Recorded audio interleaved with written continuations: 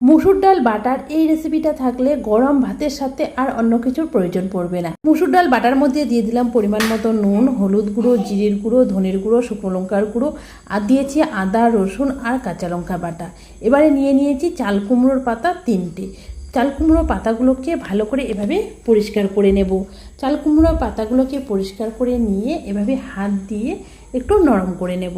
নরম করে নিয়ে বাকি পাতাগুলো একইভাবে পরিষ্কার করে নেব। চাল কুমড়োর পাতাগুলো ভালো করে পরিষ্কার করে ধুয়ে নিয়েছি, ধুয়ে পানিটাকে ভালো করে ঝরিয়ে নিয়েছি।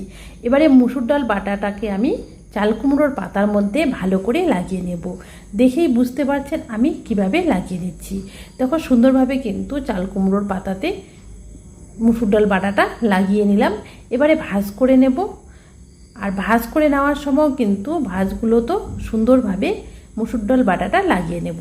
এইভাবে যদি আপনারাও বাড়িতে তৈরি করেন তাহলে কিন্তু গরম ভাতের সাথে আর অন্য কিছুর প্রয়োজন পড়বে না। এই মুসুর ডালের বড়াটা দিয়েই কিন্তু এক থালা ভাত নিমেষেই শেষ করে দিতে পারবেন। দেখো সুন্দরভাবে কিন্তু আমি মুসুর ডাল বাটাটা চাল কুমড়োর পাতার উপর লাগিয়ে নিয়েছি। এবারে এটাকে ভেজে নেব। ভাজার জন্য কিছুটা পরিমাণ তেল আমি বসিয়ে দিয়েছি। তেলটাকে মিডিয়াম আঁচে গরম করে নিয়েছি। এবারে কুমড়ো পাতার বড়াগুলো তেলের মধ্যে দিয়ে দিচ্ছি। আর কুমড়ো পাতার বড়াগুলো কিন্তু অবশ্যই সরিষার তেলে ভেজে নেবেন, তাহলে কিন্তু খেতে দারুণ লাগে। কিছুক্ষণ অপেক্ষা করার পরে উল্টিয়ে নিচ্ছি। আর দেখো দেখেই বুঝতে পারছেন কালারটা কতটা সুন্দর এসেছে।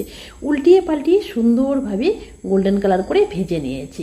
আর দেখো হয়ে গেছে। এবারে আমি তুলে নিচ্ছি।